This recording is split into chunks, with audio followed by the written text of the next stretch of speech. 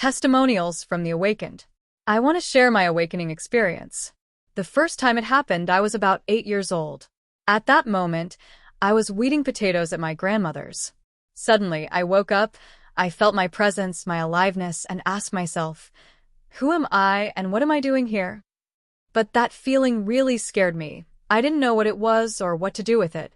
I remember I went home to stand by the window, and I fell back asleep into the script and tried not to feel anything like that again. Now I know what it was, and I try to wake up and enter a conscious state every day. I try to enter presence not only visually, seeing myself and reality, but also auditorily, hearing myself and hearing reality, and kinesthetically, feeling myself, feeling reality. For me, as it turns out, feeling is the most effective. Yesterday, I switched myself on in the subway, saw some very interesting scenes. Girls started approaching me on their own and trying to talk. One even ran after me. It was all so unusual.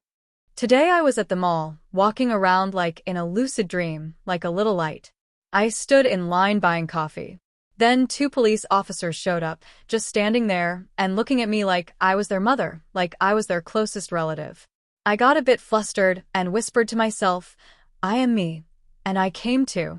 Now I have a question. Is there a way to turn off this glow when needed? Even my neighbors are surprised, saying things like, you look so handsome. / yes, this is a real phenomenon. If you switch into presence properly, the sleeping, i.e. unconscious people, start looking at you with curiosity and warmth. And if you also activate the kositsa, the energetic braid, the effect is even stronger. But you shouldn't keep the kositsa activated for too long, or it might lock up. To reduce the glow, you need to be in a kind of semi-presence, not fully awakened and open, but watching the world from the corner of your eye. Use the technique of imitation, pretend to be asleep, while quietly, without staring, observing and becoming aware of what's happening around you. How long can you keep the kositsa in an active state before it locks up? Isn't it true that the kositsa should only be used strictly according to the algorithm for setting reality? Otherwise, it could get out of control? I feel like if you just activate the kositsa without a clear goal, then whatever is on your mind at the time could be randomly set as your reality. / not just randomly, with a purpose. Let's say you need to draw someone's attention. You enter presence and activate the kositsa, briefly, just to achieve that goal. After that, you deactivate it. I never said you should walk around with the kositsa active all the time. Your attention should stay on the goal. Keep the kositsa active to attract attention. Once the goal is achieved, let go. The kositsa must be under your control. When it locks up, it's like getting a cramp. The energy starts acting on its own. The Tufti technique works flawlessly, even if it's subtle. Don't waste it on minor things like getting empty parking spots. This technique is for creators. I never thought such a thing could actually come true. Even by the standards of the wildest dreamers, my wish was unrealistic. But reality didn't filter it. I made the request and it was accepted. / very well said. The kositsa works inconspicuously. That's because reality is absolutely unwilling to openly show that it's obeying. That's just its character. Who do you think you are, anyway? Sometimes you set a target frame and forget about it. And only later do you realize, wait, it worked. But it worked subtly, not exactly as ordered, but somewhat differently or completely unexpectedly. The rational mind is also unwilling to believe in miracles. Often you think, okay, it worked this time, but that was just a coincidence. Reality isn't some magic fish from a fairy tale. Everything can't just go the way I want. That's just not how it works, right? And yet, often enough, even the most difficult or fantastical intentions come true. Reader stories confirm this. After reading the books about the priestess Tofty, I decided to test the kositsa. I'm married, and one day on the way to work, I decided to set an intention that really shouldn't have come true. That a stranger would kiss me. A few hours later, my wife calls and asks me to come home early because her cousin and his young wife are unexpectedly visiting us for the first time. We had a great time over dinner, and when they were leaving, the cousin's wife, whom I'd never met before, hugged me and kissed me. Yes, the kositsa is a powerful thing. To reinforce it, I keep a notebook for my shifts.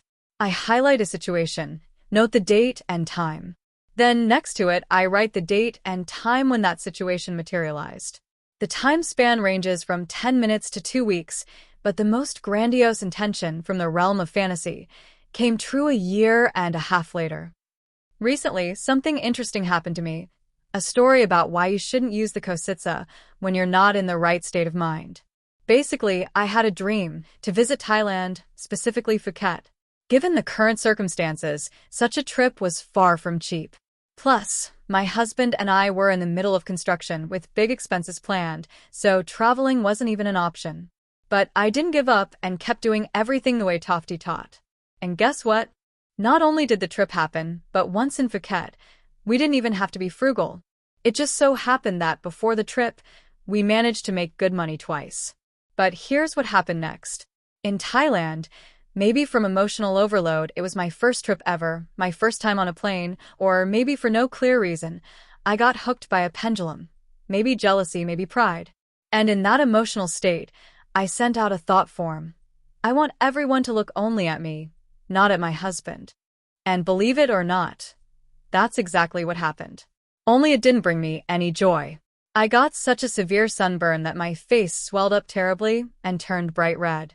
And indeed, now everyone, tourists and locals, was staring at me like I was an alien. When I realized what I had done, I started slowly fixing the situation. And miracle of miracles, the horrible burn disappeared in just 2 days. It was pure magic, something that shouldn't even be possible. But the kositsa kept doing its dark work on me. And once again, although in a milder form, I got caught. Now, Turks and trans people on the street started bothering me, even in front of my husband. They left him alone, but they kept calling me in for massages and once even offered a breast massage. So yeah, it's funny, it's unpleasant, and it's very educational. Why does the kositsa sometimes not work? / that happens when you're trying to change a reality that's already taken shape, and the approaching reality doesn't have time to restructure. If you try to assign a parking spot right when you're pulling up to it, it might not work. You need to set the intention a little in advance. Or, for example, today you decide to make a specific purchase, something unusual, and it has to be today or even right now. You insist. But at this moment, the item simply isn't in stock. Reality needs at least some time to bring the item in. And if the goal is long-term and hard to achieve, then reality needs much more time, and you'll need consistent work with the kositsa and slides.